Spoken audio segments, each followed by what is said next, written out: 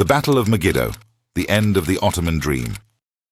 In the first light of September 19th, 1918, the sands of Palestine were silent, until the earth began to tremble. From the coastal plain north of Jaffa to the foothills of Samaria, a low rumble rolled across the dawn. It was not thunder. It was the sound of the British Empire's cavalry moving into history. Horses snorted clouds of steam in the cool desert air, hooves pounding rhythmically against hard ground. Ahead of them, the horizon shimmered gold. Within hours, that horizon would become fire. The Great War in the Middle East had raged for nearly 4 years by then, a campaign overshadowed by the slaughter in France, but no less brutal. The Ottoman Empire, once master of vast lands from the Balkans to Arabia, was crumbling. Its armies were starving, its railways broken, its people exhausted. Yet they still held Palestine, an ancient crossroads they called Philastin, against a relentless Allied advance, led by a methodical, quiet British general named Edmund Allenby. Allenby was no ordinary officer. He had commanded armies in France before being sent east after a clash with his superiors. In the Middle East, he found both redemption and opportunity. He saw what many in London did not, that victory here could destroy the Ottoman Empire entirely and redraw the map of the modern world. His army, an extraordinary mix of British, Indian, Australian, New Zealand and Arab troops, had fought its way from Gaza to Jerusalem, capturing the Holy City in December 1917. But one final obstacle remained. The Ottoman 7th and 8th armies entrenched along the coastal plains of Sharon, guarding the road to Damascus. Allenby's plan was audacious. He would deceive the Ottomans into believing the next attack would strike inland near the Jordan River, while his main force would launch a massive assault along the coast. Once the Ottoman line broke, the British cavalry would sweep through, cutting off retreat and destroying the enemy in the open, something rarely seen in a war of trenches and attrition. It was to be a lightning strike, a battle fought like the wars of another age, but with the machinery and intelligence of the modern one. The deception began weeks earlier. Allied agents spread rumors of an attack in the east. Fake camps were built near the Jordan Valley, complete with wooden tanks and dummy radio traffic. Meanwhile, along the Mediterranean coast, Allenby concentrated his real strength. 3 divisions of infantry poised for a night assault, and behind them, the Desert Mounted Corps. Tens of thousands of horsemen, under the command of Lieutenant General Harry Chauvel. Among them rode the Australians and New Zealanders of the Anzac Mounted Division, veterans of years of desert warfare, who had already earned the Ottomans' respect and fear. Facing them were exhausted Ottoman troops commanded by General Otto Lehmann von Sanders, a German officer serving as advisor and commander of the Yildirim army group. Von Sanders had proven capable in defense, but was now stretched thin. His soldiers lacked food, ammunition and morale. The Ottoman railways could not supply them. Their telegraph lines were unreliable. The empire's dream of holding the Holy Land was fading, but orders from Istanbul were clear: stand and fight. As night fell on September 18th, the British artillery moved silently into position. The men waited in trenches cut through the sand dunes, bayonets fixed, rifles slick with dew. Allenby's command post overlooked the plain from a low ridge near Ramleh. He had chosen the code name for the coming operation himself: Megiddo. It was a word heavy with prophecy, drawn from the ancient hill that had seen countless battles since pharaohs marched through it 3,000 years before. The name carried a shadow of something final: Armageddon. At 4:30 a.m., the guns opened fire. The sky lit up in a sudden flash, and the desert exploded. British and Indian batteries unleashed a hurricane of shells on the Ottoman trenches, flattening barbed wire and smashing dugouts. The thunder rolled down the coast in waves. Infantry advanced behind the barrage, bayonets gleaming in the half-light. The Ottomans, stunned and half asleep, fired back sporadically before being overrun. Within hours, the first line had collapsed. Allenby's signal corps sent the coded message, "The horses are away." From behind the infantry, the Desert Mounted Corps surged forward. Tens of thousands of horses galloped through gaps in the enemy line, their riders shouting above the roar of battle. Dust rose in vast clouds, blotting out the sun. The Australians led the charge, their sabers drawn, cutting down fleeing soldiers and driving deep into Ottoman territory. It was warfare from another century, speed, shock, and the thunder of hooves, unleashed in a war that had long forgotten such motion. By midday, the Allied cavalry had advanced over 20 miles. They overran Ottoman supply depots, captured entire regiments, and cut telegraph lines.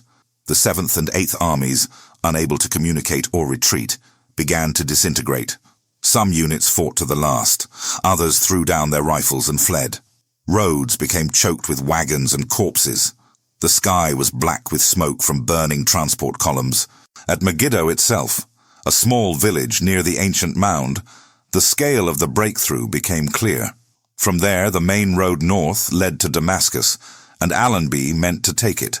The British cavalry pivoted eastward, encircling the Ottoman forces retreating from the front.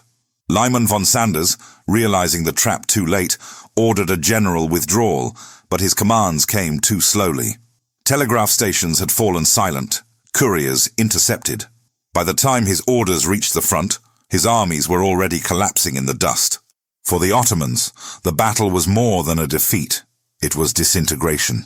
Whole divisions vanished in a single day. By nightfall on September 19th, British troops had advanced farther in 12 hours than the Western Front had moved in 12 months. Behind them, prisoners filled every stretch of captured road. The once mighty Ottoman Yildirim Army Group was no longer an army. It was a memory. Allenby, watching from his headquarters, received reports faster than he could read them. Thousands captured, hundreds of guns taken, enemy in full retreat. His plan had worked perfectly, executed with precision and speed unseen in modern war. Yet his tone remained cold and professional. He knew that victory here was not just tactical, it was political. The fall of the Ottoman army would mean the end of an empire. As darkness fell over the plain, the guns fell silent, and the desert breathed again. The battle was not yet over. It was only beginning to unfold. But already, men who had lived through years of stalemate on other fronts sensed something had shifted. The Great War, that endless cycle of mud and attrition, had finally produced what no one thought possible: a decisive victory. The ancient land of Megiddo had once again lived up to its name, the place of final reckonings. And as the British cavalry rode deeper into the night, the Ottoman dream that had lasted 6 centuries began to fade with the setting sun. When dawn broke on September 20th, 1918, the scale of the British breakthrough became clear. The morning haze lifted to reveal columns of smoke stretching from the coast to the hills of Samaria, marking the shattered remnants of the Ottoman front. Where trenches had stood the day before, there were only ditches filled with abandoned rifles, broken wagons, and bodies.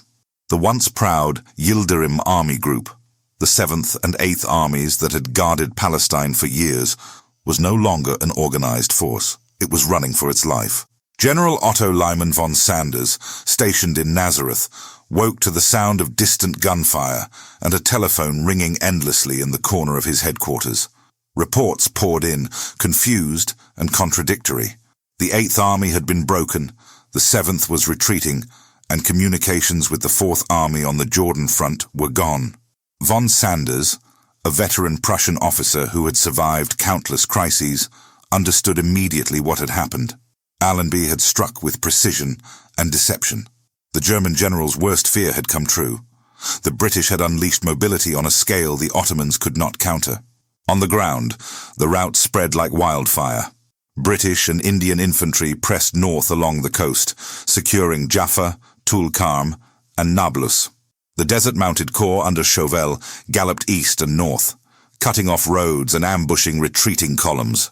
Airplanes from the Royal Air Force swept overhead, strafing and bombing the fleeing Ottomans in what became one of the first coordinated air-ground pursuits in history. The sight was horrifying. Roads clogged with ox carts, mules, camels, and soldiers, stumbling through dust clouds as bombs exploded around them. The once steady march of the Ottoman army had turned into chaos. By midday, the battlefield had dissolved into fragments. Entire divisions surrendered en masse, their officers waving handkerchiefs tied to bayonets. In one stretch of road near Nablus, British cavalry captured 6,000 prisoners in a single sweep. Indian lancers charged through convoys, their spears glinting in the sunlight, scattering soldiers who dropped their weapons and fled into the wadis. The air reeked of smoke, sweat, and panic. Von Sanders, realizing that the Eighth Army could no longer be saved, ordered a general withdrawal toward Damascus. His staff burned documents and loaded what maps and codebooks they could carry onto trucks. By evening, he had abandoned Nazareth entirely, narrowly escaping capture by an Australian patrol. He left behind most of his command structure and thousands of men who would never receive the order to retreat. Allenby, meanwhile, showed no intention of slowing. From his forward headquarters near Lud, he drove his forces relentlessly northward. The infantry pushed up the coastal road toward Haifa, while Chauvel's desert-mounted corps turned inland to intercept the retreating 7th Army near Jenin and the Dothan Valley. What followed was a pursuit unlike anything seen in the Great War, a full-scale annihilation conducted at breathtaking speed. In the villages along the route, Ottoman soldiers threw down their weapons and tried to blend with civilians. The locals, many weary from years of occupation, watched silently as the empire's army crumbled before their eyes. In one account, a Palestinian farmer recalled seeing thousands of troops stumbling past his olive grove, their faces white with dust, their eyes like men already dead. The British cavalry showed little mercy to armed resistance. The Australians, hardened by years of desert warfare, fought with ruthless efficiency. At the Battle of Jenin on September 21st, they surrounded the remnants of the Ottoman 7th Army, cutting off all escape routes. When the sun rose the next day, the valley floor was littered with shattered wagons, overturned guns, and piles of equipment. More than 8,000 prisoners were taken. The British estimated that over half the Ottoman army had been destroyed in 2 days. Further east, the 4th Army under Jamal Pasha tried to hold its positions along the Jordan Valley, unaware that its flanks had already been turned. When word of the disaster finally reached them, panic spread faster than orders could contain it. Turkish officers fought to maintain discipline, but desertions multiplied by the hour. Arab raiders under Emir Faisal, guided by the elusive T.E. Lawrence, struck the Ottoman supply lines, blowing up railways and ambushing retreating units. The empire's last link between Syria and Palestine was collapsing under its own weight. On September 22nd, the Australians entered Nazareth, capturing the abandoned headquarters of von Sanders. Maps, orders, and communication logs were found scattered across the floor, confirming what Allenby already suspected. The Ottoman command had ceased to function. In the following days, British forces liberated Haifa and Acre on the coast, while advancing cavalry columns pressed inland toward the ancient plain of Esdraelon, the same valley where Pharaoh Thutmose III, the Crusaders, and Napoleon had all fought. Now, under the scorching sun, the final act of the Ottoman army was playing out in the same landscape. Thousands of prisoners were herded through the plains, their boots torn, their uniforms in rags. Many collapsed from thirst and exhaustion before reaching the camps. British engineers worked frantically to bring water to the front, but the desert consumed men faster than they could be saved. Von Sanders, retreating with a small convoy toward Damascus, wrote in his diary, "I have lost an army, and with it, perhaps, an empire." He was right. The collapse at Megiddo was not merely a battlefield defeat. It was the unraveling of the Ottoman state itself. The empire that had ruled the Middle East for 600 years was breaking apart in a matter of days. By September 25th, the Allied advance stretched over 100 miles. The desert-mounted corps rode through the passes of Mount Carmel and into the Jordan Valley, seizing bridgeheads and supply depots. The Ottoman soldiers who survived the initial slaughter were in full retreat toward Damascus, pursued day and night by cavalry and aircraft. Behind them, the British army gathered prisoners faster than it could count them. In the final report, more than 75,000 Ottoman soldiers had been captured and over 360 guns taken. The Battle of Megiddo was becoming one of the most complete victories in modern warfare. Yet amid the triumph, Allenby remained cautious. He knew the real prize still lay ahead. Damascus, the beating heart of Ottoman Syria, If he took it, the empire would cease to exist as a military power.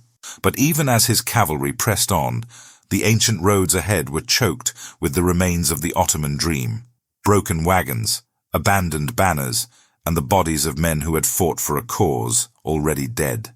The sands of Palestine had swallowed entire armies before, but never so completely, never with such finality. The road to Damascus now lay open, and the empire that had begun with conquest 6 centuries earlier was ending in flight. The desert wind carried away the last echoes of Ottoman drums, and for the first time in generations, the land between the Nile and the Tigris was no longer theirs. By September 25, 1918, the pursuit from Megiddo had transformed into one of the most dramatic chases in military history. The Ottoman armies were in full retreat, their formations shattered, their generals scattered. What began as an organized withdrawal had turned into a desperate flight north, a human tide pouring across the plains of Palestine toward Damascus. The British Empire's cavalry, Australians, Indians, and New Zealanders, pushed after them like a relentless storm, determined to finish what Megiddo had begun. The British had not expected the collapse to be so total. General Edmund Allenby, surveying reports from his field headquarters near Haifa, could hardly believe the numbers. More than 3/4 of the Ottoman Yildirim army group had been destroyed or captured.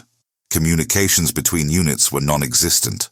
Most officers no longer knew where their commands were. What had once been the proud Ottoman field army in Palestine was now a broken column of refugees, men without weapons, food, or direction. But Allenby's ambition extended far beyond the coastal plains. His goal was nothing less than the fall of Damascus, the symbolic heart of the Ottoman presence in the Arab world. To reach it, he needed to move faster than history itself. He ordered his mounted corps to press north through the valleys, cut off the roads east of the Jordan, and seize the mountain passes leading into Syria. The infantry would follow to secure the conquered ground, while Arab forces under Emir Faisal, guided by T.E. Lawrence, advanced from the desert to strike the retreating enemy from the flank. The British cavalry rode day and night.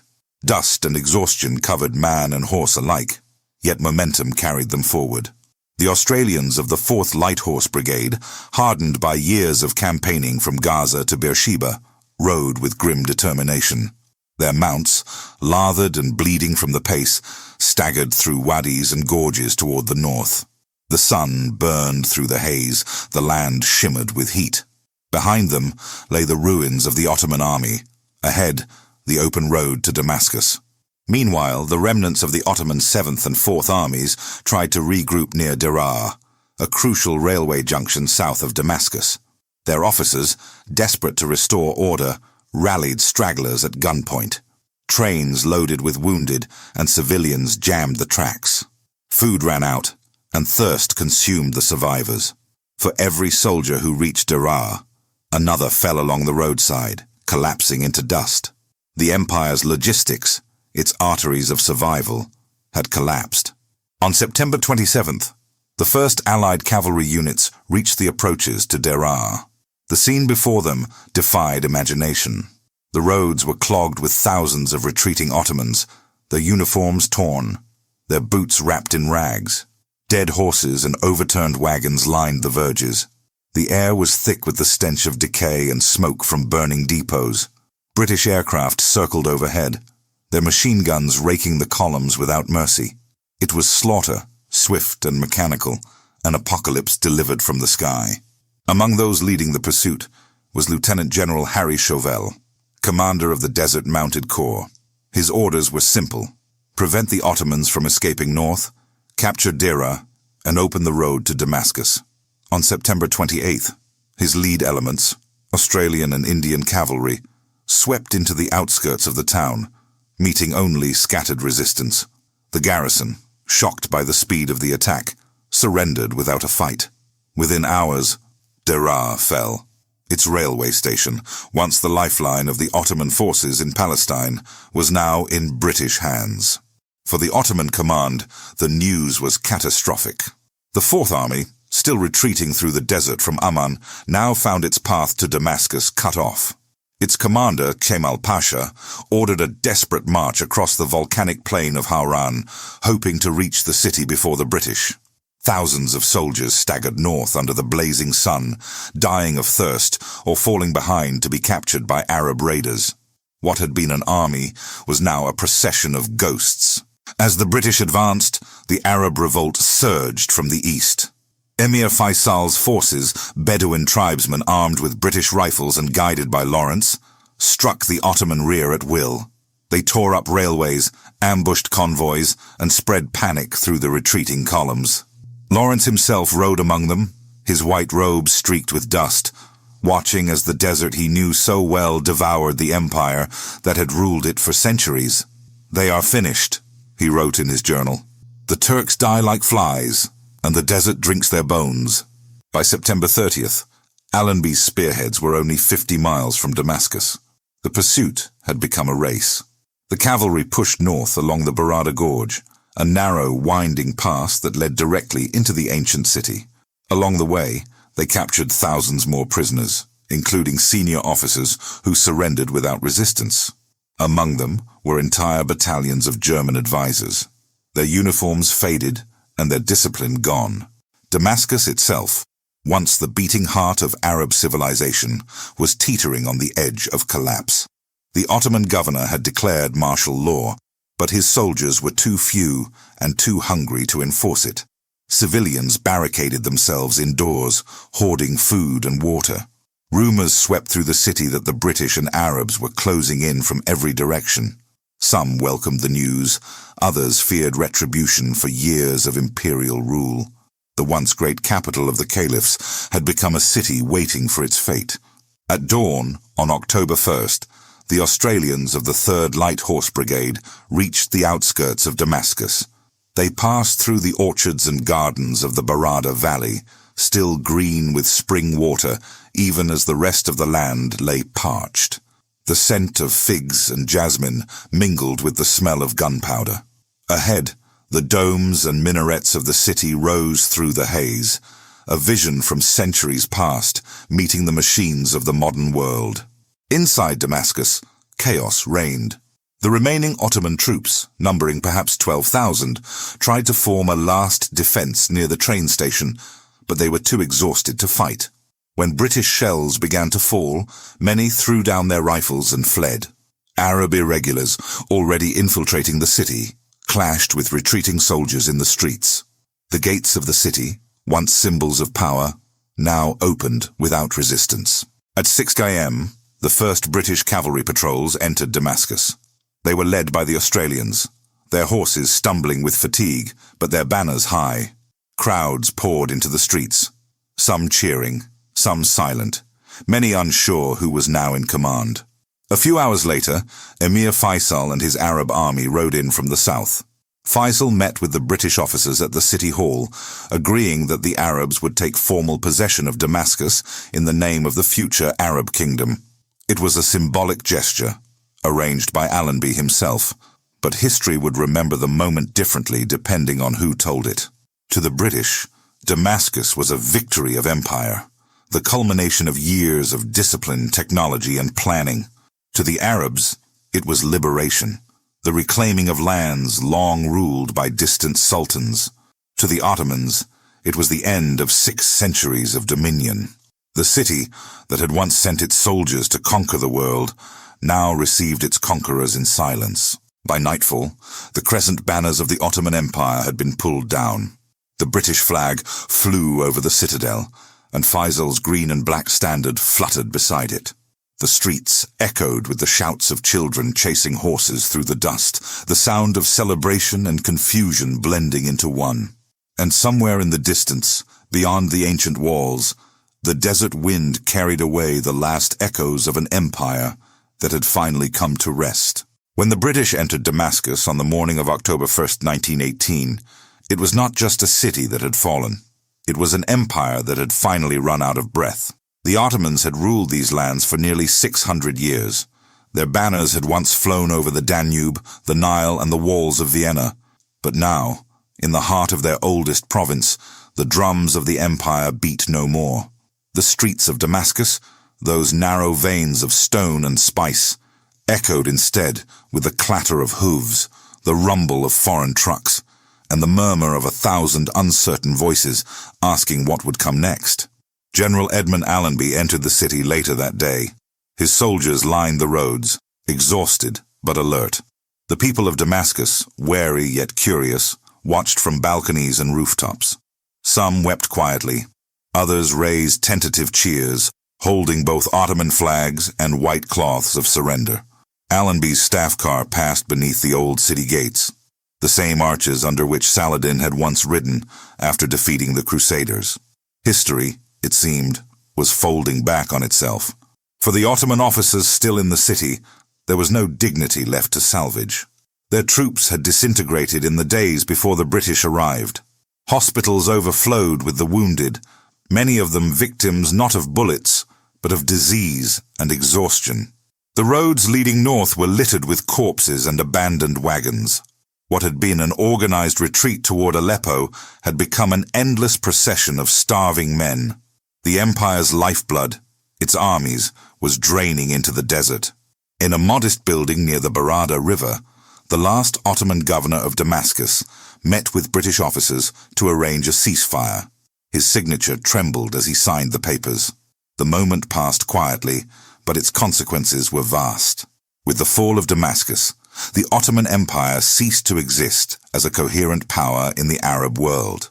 From the Sinai to Mesopotamia, its armies had either surrendered or dissolved. Only scattered garrisons in Anatolia and the Caucasus still held out, clinging to orders that no longer had meaning. Allenby's triumph was complete. Within 3 weeks, his forces advanced north to Homs and Aleppo, capturing them with minimal resistance. Along the way, the Arabs under Emir Faisal followed, hoisting their flags over each liberated town. The alliance between the British and the Arab revolt had delivered results that neither could have achieved alone. Yet beneath the surface of victory, tension brewed. The British and French had already decided in secret how these lands would be divided once the fighting ended. The Sykes-Picot Agreement, negotiated years earlier, promised Syria to France and Palestine to Britain. The Arabs who had fought and bled for independence did not yet know that their dream of a unified Arab kingdom was already being traded away on paper. In the immediate aftermath, however, no one could deny the scale of what had happened. The Battle of Megiddo and the subsequent fall of Damascus had destroyed 3 Ottoman field armies and shattered the last hope of German influence in the region. More than 100,000 prisoners had been taken. Hundreds of artillery pieces and thousands of rifles were captured intact.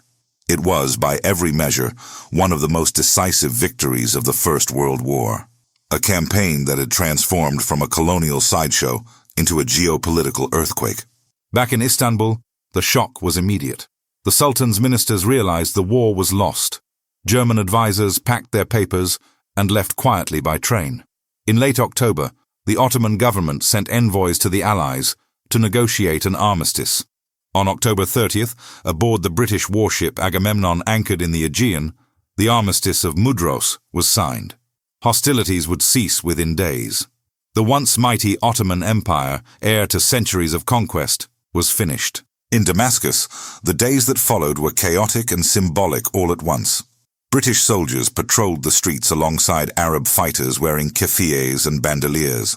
Allenby met with Emir Faisal beneath the arches of the city's municipal hall, congratulating him on his role in the victory. Photographs of the meeting circulated worldwide, an English general and an Arab prince, shaking hands amid the ruins of empire.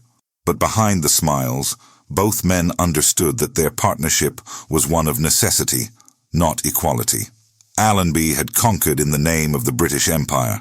Faisal dreamed of a free Arab kingdom. The two visions could not coexist forever. Still, for a brief, luminous moment, Damascus seemed to belong to everyone. The mosques filled with prayers of gratitude. The marketplaces reopened, humming with life. The call to prayer rang out across the rooftops, joined by the tolling of church bells and the tramp of British boots. The city breathed again, cautiously, like a patient waking from a fever. For the soldiers who had marched and ridden to this point, the sense of triumph was mixed with exhaustion. The Australians who had stormed through Megiddo now stood among the ancient stones of a city that felt timeless. Many were too tired to celebrate. They watered their horses in the fountains and wrote letters home about what they had seen, the ruins, the welcome, the haunting quiet of a war finally ending. One private from New Zealand wrote, "It felt like we had galloped into history itself, and history was too tired to resist." As the sun set over Damascus, the light turned the city's domes and minarets to gold. In the distance, the mountains glowed red. The war in the Middle East was ending, but its legacy was just beginning. The lines drawn in sand by empires would soon become borders, and the promise of freedom would be tested by politics sharper than any sword. The Battle of Megiddo was not just a victory. It was a turning point for a world being reborn from the ashes of the old. The Ottomans' long dominion over the Arab lands had ended, and in its place came a new and uncertain age. When the dust finally settled over the valleys of Palestine and Syria, the Ottoman Empire was gone. Its banners, once feared from the Balkans to the Red Sea, lay folded in the sand. The soldiers who had fought beneath them were scattered, their empire reduced to a memory written in ash. What had begun at Megiddo as a single thunderous cavalry assault ended as the quiet death of a dynasty. The Ottoman dream, the vision of a caliphate holding together the crossroads of East and West, had collapsed in a storm of steel, speed, and modernity. In the months that followed, the victors turned from war to the politics of possession. British and French diplomats redrew borders with rulers and ink instead of rifles and bullets. The Middle East was carved into mandates: Palestine and Iraq for Britain, Syria and Lebanon for France. The Arabs who had ridden beside Lawrence and fought beneath the desert sun watched as their promised independence dissolved into paperwork. The map of the region would never be the same again. For General Edmund Allenby, the campaign was his masterpiece. He had ended a war that had consumed millions by returning movement to a world of trenches. His name joined the pantheon of generals who had shaped empires. But unlike the Crusaders before him, Allenby entered Jerusalem on foot, a gesture of humility that reflected both his discipline and his understanding of history's weight. He would later say that his greatest victory was not over the enemy, but over the desert itself. For the Ottomans who survived, the loss was more than territorial. It was existential. The old empire, held together for centuries by faith and power, had been torn apart by modern nationalism, industrial warfare, and foreign ambition. In Anatolia, a new movement would soon rise from the ruins under a young officer named Mustafa Kemal, who would forge the Republic of Turkey out of what was left. But for the lands once under Ottoman rule, the void left behind was immense. A vacuum into which new nations, new hopes, and new conflicts would rush. In Damascus, where the streets had once trembled under the march of empires, the city returned to its slow rhythm. Merchants reopened their stalls. Children played beside the fountains. The call to prayer echoed again through the narrow alleys, just as it had for 1,000 years. Yet the wind that drifted over the old walls carried something different now, a sense that the world had shifted forever. The Battle of Megiddo was remembered as a triumph of strategy, a masterpiece of deception and speed. But beneath its glory lay a quiet melancholy. It marked the moment when one world ended and another began. The horses that had thundered across the plain were the last of their kind, the final charge of an age soon to be replaced by engines and machines. And the empire they destroyed had been one of the last links to a medieval order now swept away by modernity's tide. Today, the plain of Megiddo is peaceful again. The grass grows where armies once fell. The air is still, broken only by the hum of distant traffic and the whisper of the wind through olive trees. But beneath that calm soil lies the memory of an ending, the twilight of an empire, the dawn of a fractured world, and the echo of hooves fading into history.